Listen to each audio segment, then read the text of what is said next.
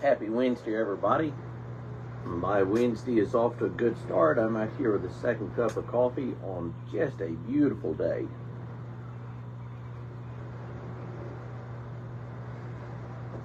So for the next several weeks, not certain exactly how long I'll spend with this, I want to talk a little bit about something that never fails to generate curiosity and fascination, and that's the second coming. This whole idea of the second coming. It's part of basic Christian teaching that Jesus is coming back. The Apostles' Creed has these words: "From thence he shall come to judge the quick and the dead." The Nicene Creed puts it this way: "He will come again in glory to judge the living and the dead," saying essentially the same thing. And Jesus talked quite a bit about his own return. And we find Jesus talks about it most especially in the Synoptic Gospels, in Mark 13, called the Mini Apocalypse, in Matthew 24 and 25, then in Luke 21. We find it in Paul's writings, most especially in the two letters to Thessalonica, in 1 Corinthians 15, and most famously we find it in Revelation, in parts of Revelation. And really you get an idea, you get a similar idea in the prophets, in the Old Testament, in the Old Testament prophets. Pardon me just a second.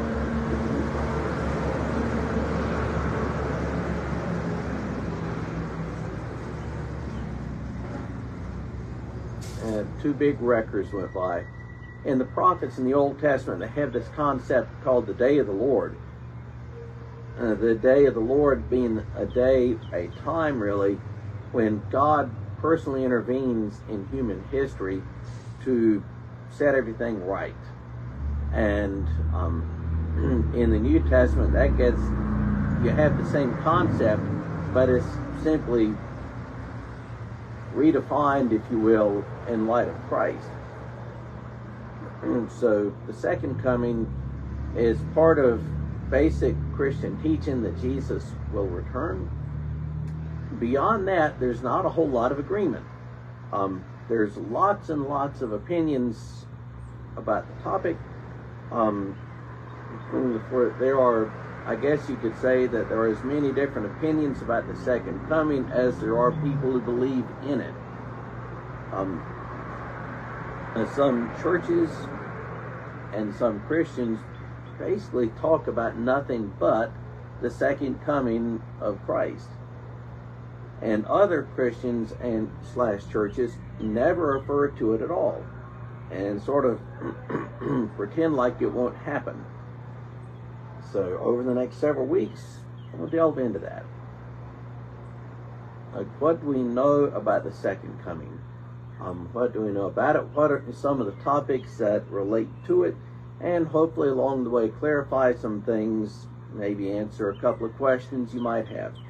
So, some things that we are certain of. Jesus will come again in glory. That's a basic. Jesus will come again in glory, and he will come like a thief in the night. And by the way, those two things are not contradictory. They're not mutually contradictory. The first tells us that when Jesus comes, it'll be in full glory. Jesus' first coming was not in glory. He's born in probably a cave near Bethlehem. He is laid in a manger. And if you go to the Holy Land with me next January, we'll go to the Church of the Nativity. and you'll go down into the cave where it is thought that Jesus was born. You'll look at the spot. You can look right at the manger where he was laid. It was the closest thing to witnesses were shepherds. When Jesus returns, we're told in numerous places that it will be in glory. It'll also be like a thief. Like I said, those two things are not contradictory. The second statement, that Jesus will come like a thief, doesn't say that it will be secret, but rather that it will be unexpected. So he will come in glory, but he will come at a time you don't expect it. You don't know when the thief is going to break into your house. You hope, in the case of a thief breaking in your house, you hope it never happens, but you don't know when you're going to hear something crashing through your front door. Next, we cannot know when. We cannot know when Jesus will return. And Jesus said, no one knows the day nor the hour, not the angels in heaven, not even the Son. So we do not know when Jesus will return, and we cannot know. If the angels don't know, then it is a sure bet that none of us will know. When he returns, he will judge the living and the dead. And ultimately, we will all give an account to Jesus. So Christ will come, and when he comes, it will be in glory, and it will come at an unexpected time, like a thief. And when he comes, it will be to judge the living and the dead. A handful of other things to point out. Sometimes people ask a preacher, do you think we're living in the end times? And my answer is, I have no idea. I really do not know. About the only thing I could say is that I guess we're closer today to his return than we were yesterday. Beyond that, I don't know. And I don't think we're supposed to know. I think we are supposed to live in expectancy and be ready for his return. But I don't see a whole lot of point in creating elaborate charts and graphs of the end times to try to figure out when Jesus is coming. We're not supposed to know. And we live in expectancy. We live like he could come back today, or like it might be 1,000 years from now.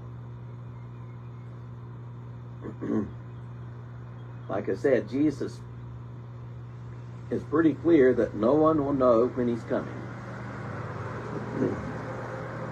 And if he said that, like I said, it is sort of pointless to speculate about when he will return. There was a man named William Miller in the early 1840s. He was a farmer in upstate New York, and he